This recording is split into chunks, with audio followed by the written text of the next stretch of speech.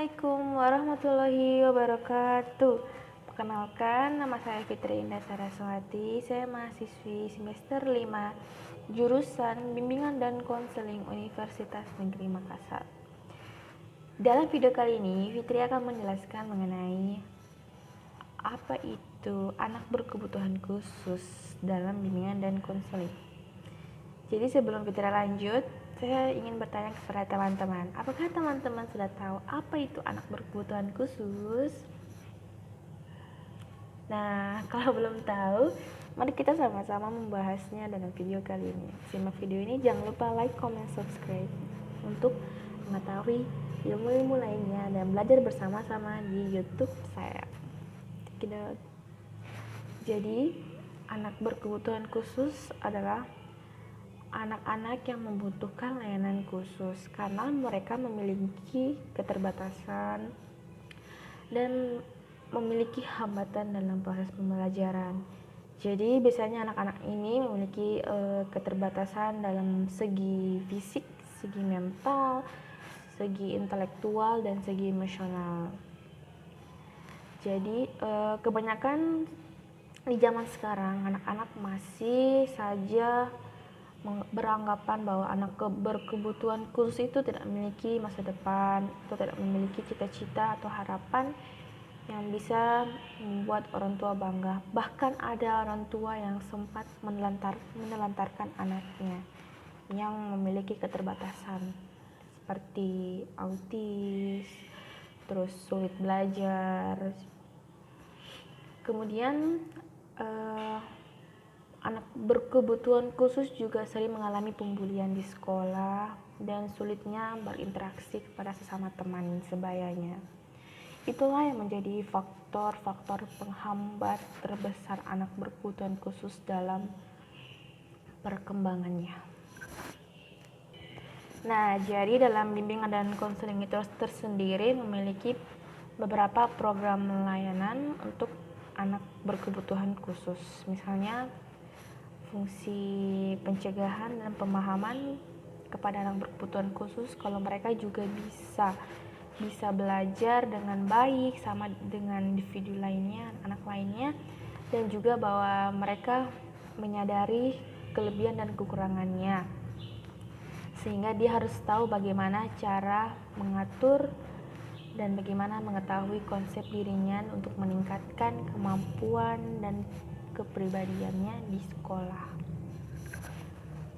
Dan tujuannya melalui program bimbingan dan konseling ini, anak berkebutuhan khusus akan dapat percaya diri, bisa bergaul dengan temannya, menghadapi dirinya sendiri, menghadapi suatu persoalan, masalah secara mandiri, dan dia juga dapat mengetahui potensi minat bakat dalam dirinya.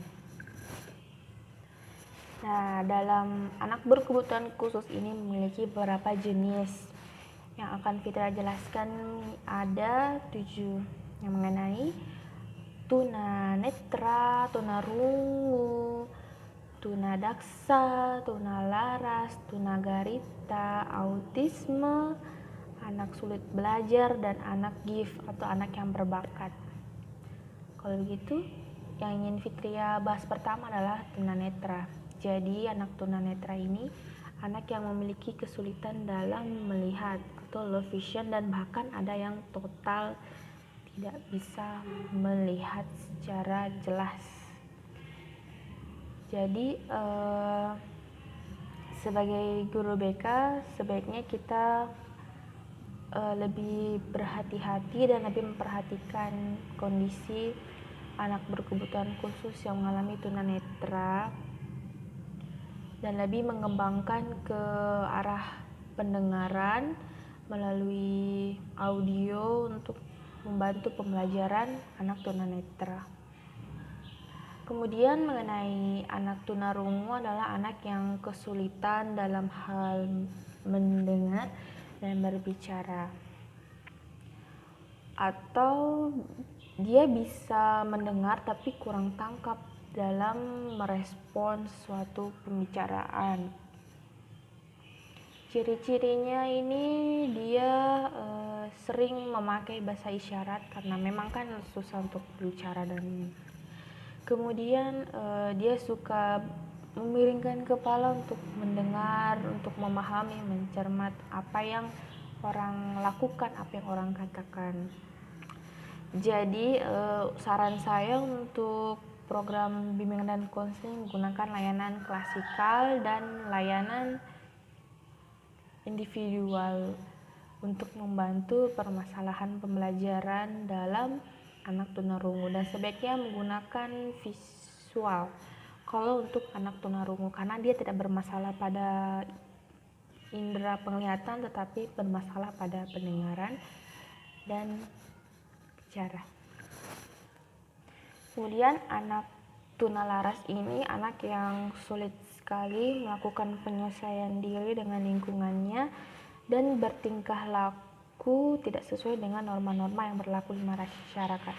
Jadi ciri-ciri anak tunalaras itu dia bersikap agresif, mengganggu, membangkang, dan bersifat merusak apapun yang dia tidak sukai.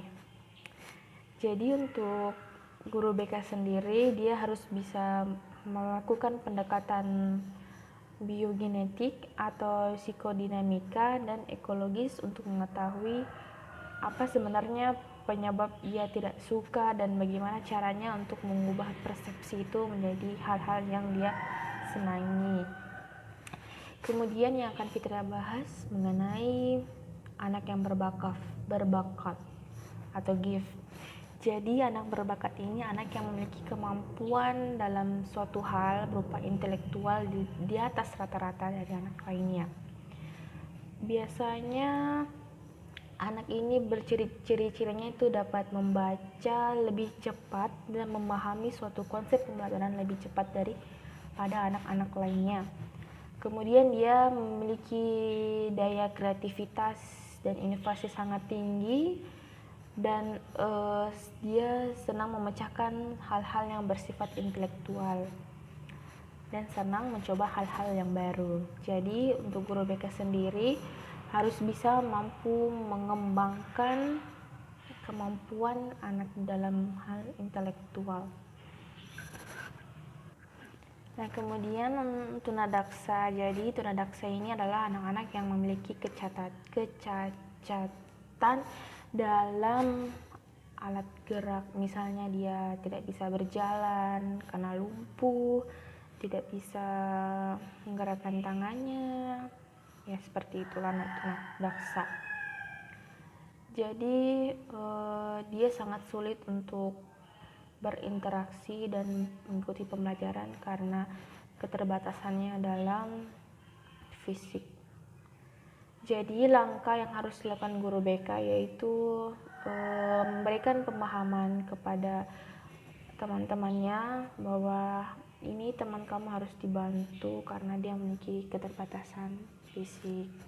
Terus memberikan penyelesaian diri kepada anak tersebut bahwa dia bisa untuk tetap belajar seperti anak-anak pada umumnya dan dapat berinteraksi juga bermain bersama teman-temannya sehingga dia tidak memiliki keterbelakangan mental. Terus untuk anak kesulitan belajar ini biasanya anak normal tapi dia sulit untuk menerima pembelajaran meskipun berulang-ulang kali diulang, tapi dia sulit untuk menerima pembelajaran. Biasanya anak-anak ini dia sering terlambat kerja tugas, terus daya tangkapnya lemah terhadap pembelajaran. Jadi strateginya adalah membantu anak untuk